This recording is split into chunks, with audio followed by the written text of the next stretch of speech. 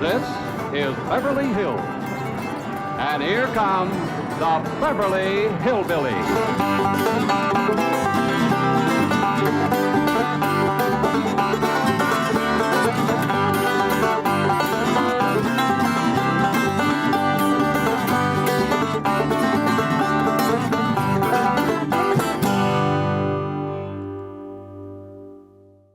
You see, Duke? It's easy. I just throw this stick out yonder, you pick it up and fetch it back. Okay? But we'll do it again.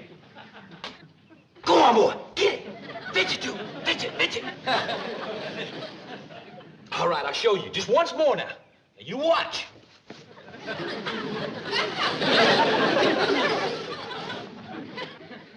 Catch on, Duke? Catch on, boy? Do it once more. Fetch it, Duke. Get it. Come on. Get it. Shucks. You know something, Uncle Jed? That there is a real dumb dog. Well, I don't think he's so dumb, Jethro. He just learned you how to fetch sticks for him. But the dog is the one that's supposed to do the fetching. Why, there's a fella down the street that has a dog that fetches sticks for him all day. Well, next time you want some sticks fetched, go down the street and let that dog fetch them. He just don't care nothing about it.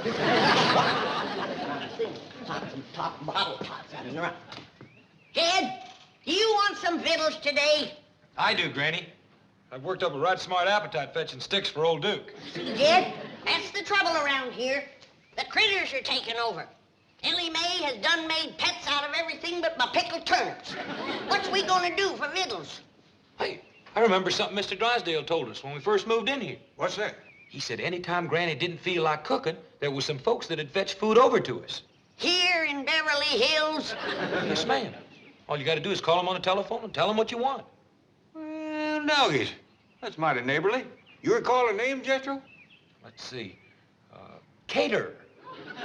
We call her first name? It's a woman. Beverly. Beverly Caterer? Must be a widder woman. They's the best cook, Dad. They have more time. Well, let's call up the widder and see what she's got cooking today. Now, just a minute, Jed. I want it made clear that I'm going to do something for her in return. Oh, naturally. We don't take charity. Come on, Duke. Let's try it again. Oh, howdy, Miss Operator.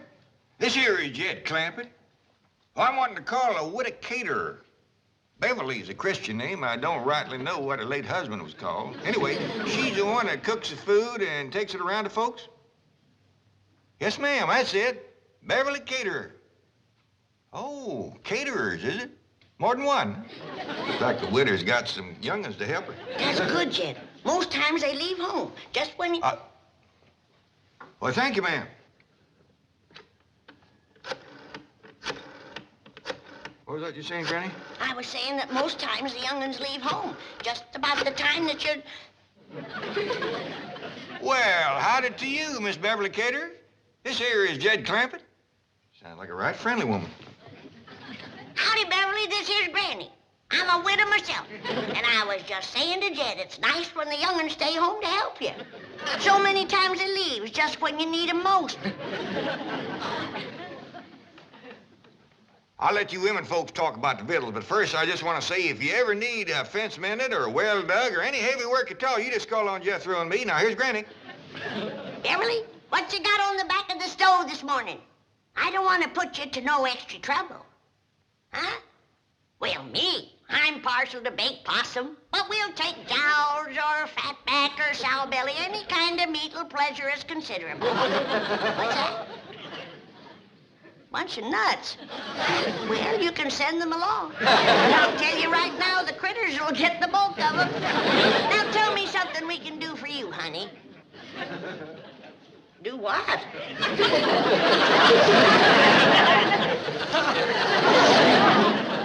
Hello? I declare, Jed, I never knowed anybody could turn nasty quicker than her. I wonder what set her off. Hard to tell, Jed. A generous woman like her probably gets took advantage of a lot. And tired to boot, I reckon. Uncle Jed, I can't learn this dumb old dog to fetch his stick. Well, Duke ain't about to waste his time chasing a piece of wood. He's a hunting dog. Well, can I take him hunting then? I'd like to see him chase something. Praise be. That's an idea that might put some fresh meat on our table. All right, boy. It makes more sense than fetching a stick, especially the Duke. You want to come along, Granny? No, I better stay here and guard my kitchen. Okay. Come on, Duke. Let's get the guns. Are you kitchen against who, Granny? Against Elly's critters, that's who. They's beginning to take over. Why, I can't hardly... That little rascal learned to open the icebox. Them's the last of my pickled pawpaws. Come back here, you hairy little varmints. Get your paw picking paws off of my pickled pawpaws. Howdy, Miss Beverly. It's me, Jed Clampett. Sounds like you're in the right friendly mood again. Jethro's going out to shoot us some fresh game meat, and the monkey got in the icebox, and Granny's right upset. Now, Beverly, could you spare us a jar of pickled pawpaws? What's that? Why, Miss Cater, I never... Hello, Miss Cater? Hey, Uncle Jed, see that Miss Cater being a widow, such a good cook and friendly and generous and all? How about you courting her? Get Elly a new ma, huh? I don't think so, Jethro. She's got a temper, goes off just like that. And when it does, she turns plumb nasty. Matter of fact, I'm beginning to wonder whether Mr. Cater passed on natural or not. Just an idea. Come on, dude. How come you're toting so many guns in that shovel, Jethro? Granny gave me strict orders not to come back empty-handed. I'm ready for anything that jumps, flies, runs, or digs into the ground. Good luck, boy. Oh, gee, thank goodness you're back. I didn't want to disturb you at the meeting, but your wife has been calling frantically. Oh, that woman gets hysterical over nothing. What's it now? Well, it seems there's a kangaroo in your backyard. You see, the slightest little... What? What? A kangaroo? Where did it come from? Australia. That's the only continent where... Oh, I know that. How did it get in my backyard? Well, your wife was rather incoherent, but Ravenswood said it's from the Second National Bank of Melbourne. Second National Bank. Oh, that's where Gene Sandbloom was transferred to from... That explains his Christmas card. May I share the humor of the situation, Chief? Well, I sent him an alligator wallet, so he said he was going to send me a kangaroo pouch. Kangaroo pouch. On the hop, as it were. Mr. Sandbloom does have a sense of humor. Yes, we'll have the zoo pick it up. I'll go mark it. Mr. Drysdale's office? Oh, Ravenswood. Uh-huh. Mm-hmm. Good, I'll tell Mr. Drysdale. Oh, and don't worry about the kangaroo. The zoo will take care of it. Right. Cheerio. Ravenswood has your wife under sedation, and she's resting comfortably. Oh, good.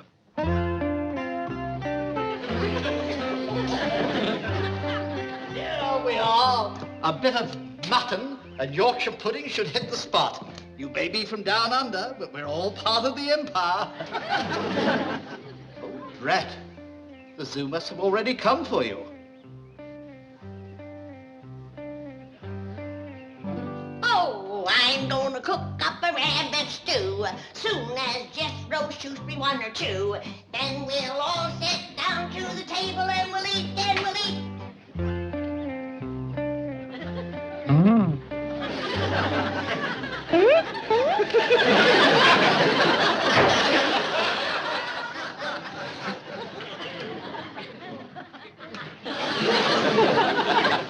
How's it going, Granny?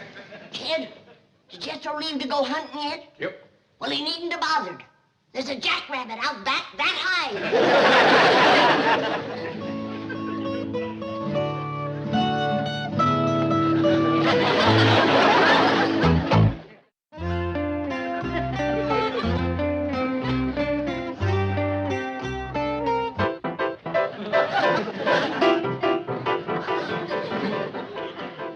Now, you hold on, Jed Clampett.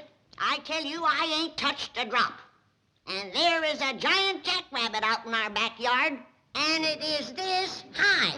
Granny, you and me has seen some good-sized jacks in our day, but not 5 foot tall. Kid, there's a lot of things we never seen back home that we are seeing out here. And that's one of them. A piano playing, icebox opener, paw pilfered ape. All right, Granny. I'll go take a look at your jackrabbit.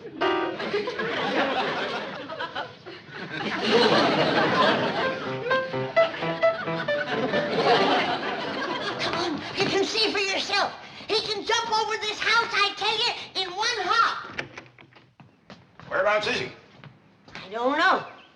But sure as I live and breathe, he was sitting right there, 5 foot tall and looking me in the eye. 5 foot tall sitting, was he? Yes, he was. Where did that jackrabbit go? Well, why don't you look out front? Maybe he hopped over the house, just like you said. You think I'm talking nonsense, but you'll see, 'cause I'll find him. What's all shouting about, Granny? Nothing. Don't tell her, Jed. I don't want her making a pet out of all that meat. Elly, go in the kitchen and get out my biggest pot and start peeling taters. Lots of them. Here, Jack. Here, Jack. Here, Jack. Who's Jack, Pa? Never mind, Elly. Just try to keep your critters from pestering Granny. You got her so upset she's got into her jug, and now she's seeing visions. What kind of visions? Well, I reckon it's all right to tell you. Granny thinks she seen a 5 foot jackrabbit.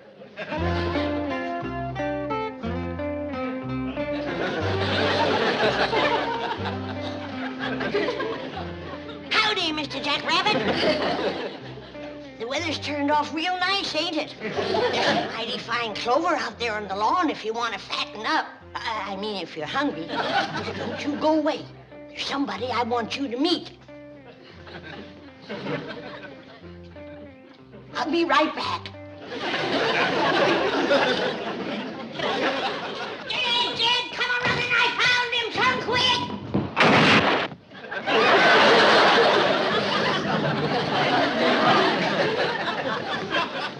Dad, I seen him again. The giant jackrabbit. I bet you did. He's right out front. Come on, I'll show him to you. Maybe you better lay down a spell. No, he'll get away again.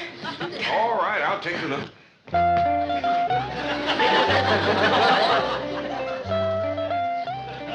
You see him, Jed? I lost my glasses.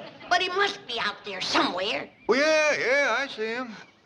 Is he out on the lawn eating clover? Great big old pink jackrabbit. Pink! Now, don't get upset. There's other colors, too. There's a blue one, there's a green one, and here comes one with purple polka dots. I wish I could see him. What's that you say, Mr. Jackrabbit? All right, I'll tell her. He says he thinks you ought to go in and lay down. Yeah, I think I better head, Jed. Howdy, Miss Jane. Jethro! And you've got a wonderful surprise. But why do you look so worried, noble beast? Because I can't find no good hunting place, that's why. And Granny gave the strict orders to bring home some meat. Oh, Jethro, food should never be a problem to people of your means. There are markets, supermarkets, caterers. Uncle Jed called that there Beverly Caterer, and he got mean-mouthed something awful. Mean-mouthed? Yeah. He says she's the nastiest tempered woman that ever answered a telephone. Well, Mr. Drysdale shall hear this. The bank has a substantial interest in Beverly Caterers. You wait here. Well, howdy, Beverly. This is Jed Clampett. You're sounding right pleasant again. Now, wait, ma'am. I ain't called to ask for victuals. It's just that Granny's laying down with a right smart headache. And I was wondering whether you could fix her a poultice. Tell her to do what? Well, I don't hardly see how that could help a headache. Now, wait a minute, man. Don't go flying off the handle. Hello? Hello? No two ways about it. That woman has got a temper like a wet hornet. Hello, Beverly Caterers. One moment, please. Hello. Have you spoken to a Mr. Jed Clampett today? What? Now, just a minute, young lady. What is your name? What do you mean, put and tame? Now, you put Mr. Tinsman on the phone and tell him it's Milburn Drysdale calling. Well, the nastiest tempered young woman I ever spoke to.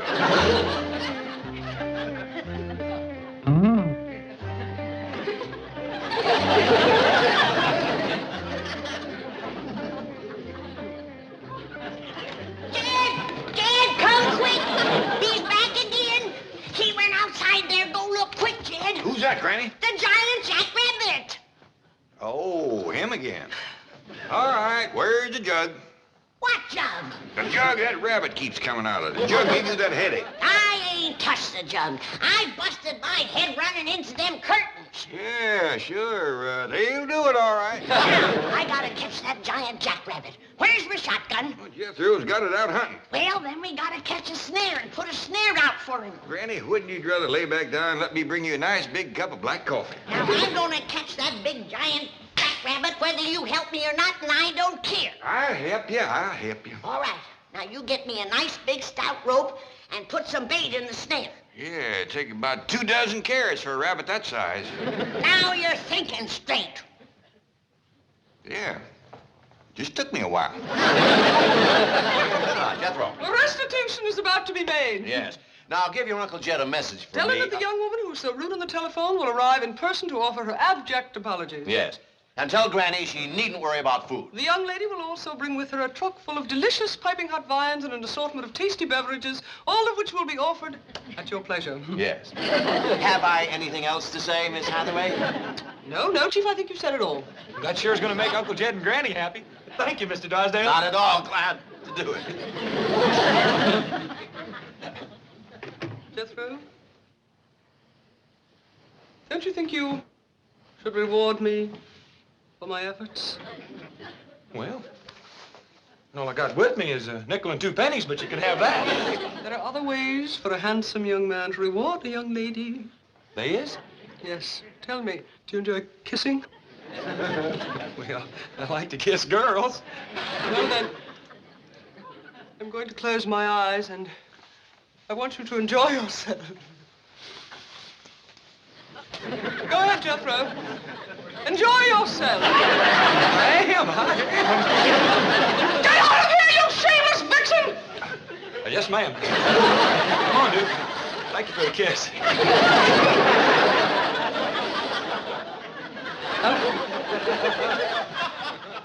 Now, let's see. If I was to tie another rope onto the bottom of that limb, pull it down, and then take my loop and put some carrots in it. Howdy, Mr. Jackrabbit. Would you like to step into my kitchen? You ain't gonna get away from me again, I can tell you that. Now, are you gonna come peaceable, or do I have to take you by force? Ooh.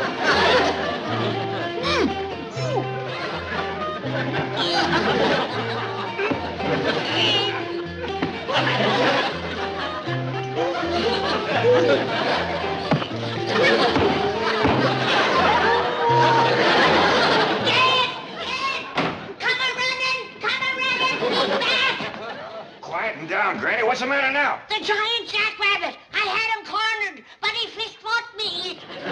Fist fought you. Yes, he did. Now you go outside and belt him upside the jaw.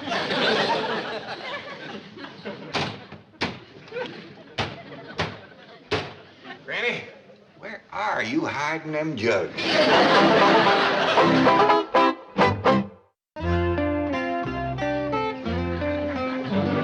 Oh, I'm gonna cook up a rabbit stew, and one giant rabbit will more than do. Hey, Granny, you don't have to do no cooking. Like I said, that there Beverly Caterers is going to bring over a whole truckload of viands and beverages. I ain't depending on nobody with a temper as bad as hers. Besides, I don't need her viands. For the next couple of weeks, we're gonna be eating high on the rabbit. Well, where'd you get all the rabbits? One rabbit, Jethro. One rabbit? He must be a whopper. Remember those big mountain jacks we used to see back home? Yeah? I seen me a jackrabbit that could put a pair of them in his pocket. In his pocket? Sure. He stands 5 feet tall and he has a pocket, right? You don't believe me, do you? Oh, yes, I do, Granny. No, you don't. Oh, Granny, I do. No, you don't. All right, I don't believe you. How dare you call me a liar?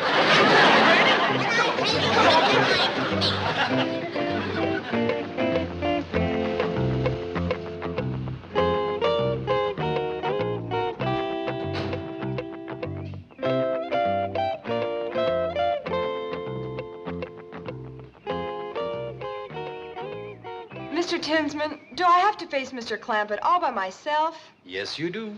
You're the one who insulted him on the phone. And you're the one he'll expect an apology from. But he talked like a nut. Miss Billington, a man as rich as Mr. Clampett may talk like an eccentric, but never like a nut. I sure hope he'll forgive me. He'll forgive you. If he's anywhere between 15 and 95, he'll forgive you. I'll take the food round to the kitchen.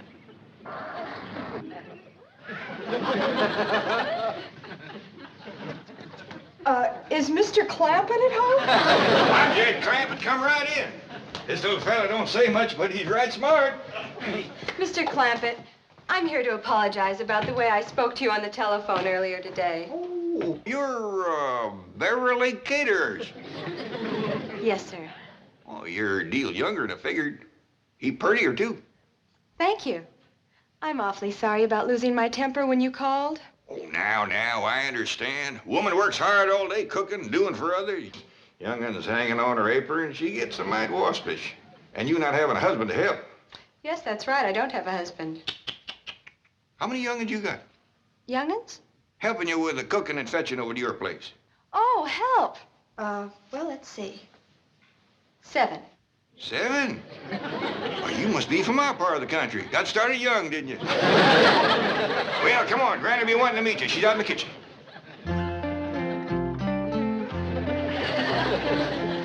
I gotcha, you big overgrown rascal. Now you're coming into the house to show you to Jed. And then you're going into the stew. That's where you're going. Oh, that's Mr. Tinsman at the back door. He's my boss.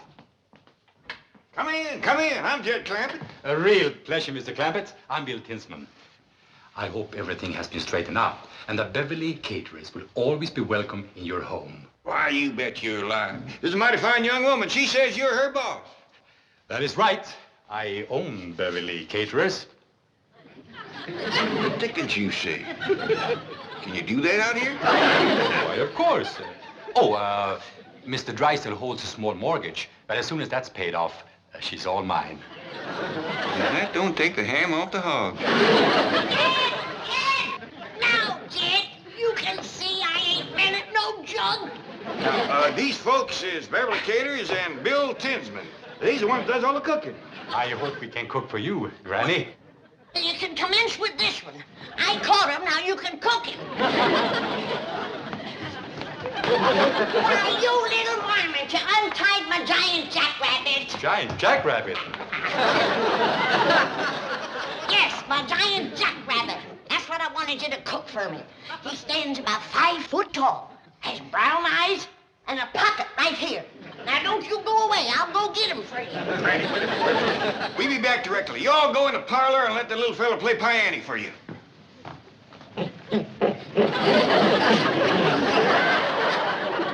You say eccentric? I still say nuts. I say you're right. Let's get out of here. I can't understand it. He was free. Why should he return? Something must have frightened him. I'll say, if he prefers this crate to freedom. Yes, but what could it have been? Hello, over there. Yes, Granny, what is it? You see anything of a jackrabbit? No, we haven't. You won't find any jackrabbits in Beverly Hills, Granny. I'll telephone the zoo, sir. I say there's a giant jackrabbit around here someplace, and I'm going to find him if it's the last thing I ever do. Sure you are, Granny. Now, come in, lay down. I'm going to get that nice Beverly Caterers to make a poultice for your head. Granny! Granny, you caught some in your snire. See, Jed wanted to tell you. What'd she catch, Elly? Jethro! Hey, Uncle Jed, cut me down! Uncle Jed, they cut me down! Why, Uncle Jed?